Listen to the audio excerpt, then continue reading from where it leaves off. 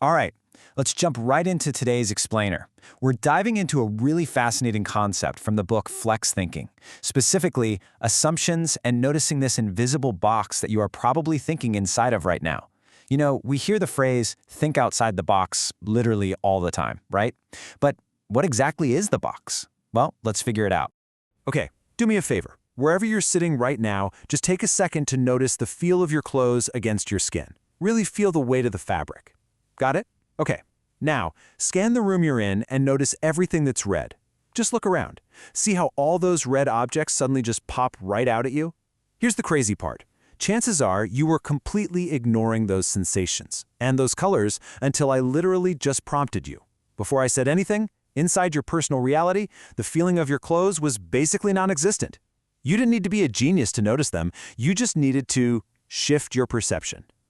And this brilliantly illustrates our next point. Think about those blinders they used to put on horses back when they pulled wagons through busy city streets. They blocked the horse's peripheral vision to stop them from getting spooked by all the chaos, forcing them to focus on just one task, pulling that wagon straight ahead. Well, it turns out we walk around with the exact same kinds of mechanisms. We have these ingrained patterns of perception that act as a set of mental blinders. They do keep us focused, absolutely, but they completely hide the periphery from our view. So we refer to this mental model, these mental blinders, as the box. See, as we grow up, we're bombarded by literally millions of stimuli just constantly screaming for our attention. It's too much.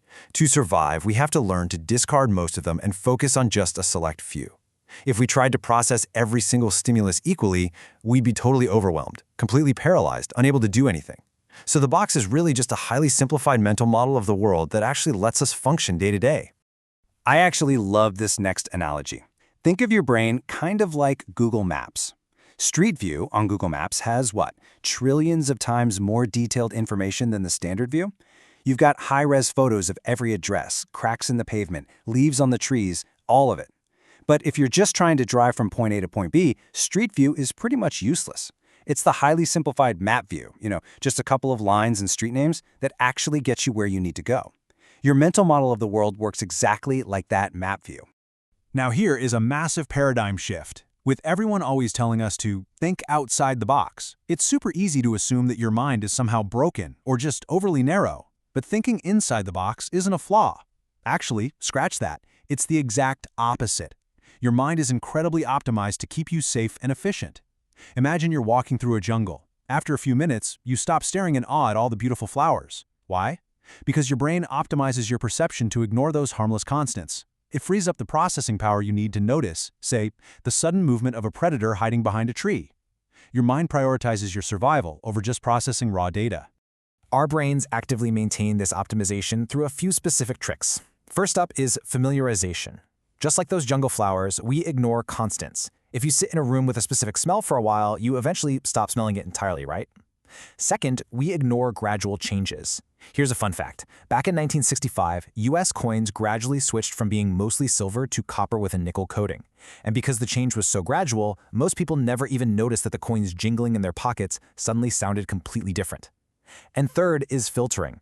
Imagine you're at a really loud restaurant. You filter out all that background noise completely, until someone at another table says something important, like your name or your company's name. Suddenly, boom, you hear it crystal clear.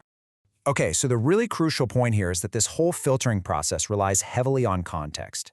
Your brain is constantly using context to make these rapid-fire decisions about what to show you and what to hide.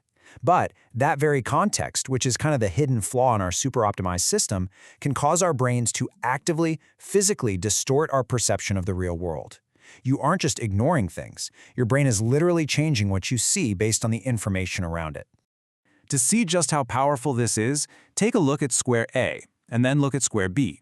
As hard as you try, your brain is probably screaming at you that square A is dark gray and square B is light gray. No way they're the same, right? But I assure you, they are the exact same shade. It's the context of the shadow cast by that green cylinder that forces your brain to distort the color of square B.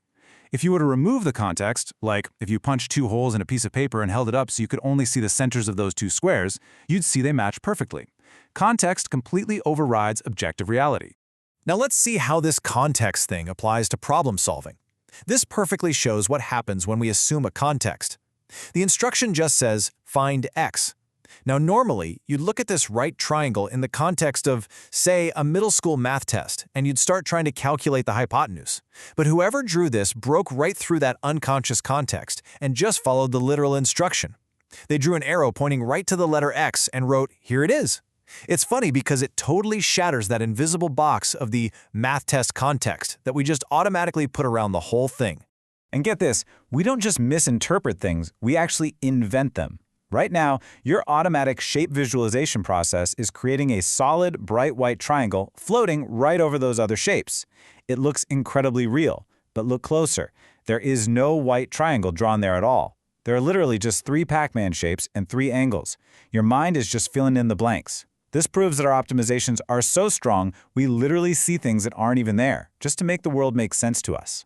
Which brings us to this fantastic quote by Mark Twain. He said, "It's easier to fool people than to convince them that they have been fooled."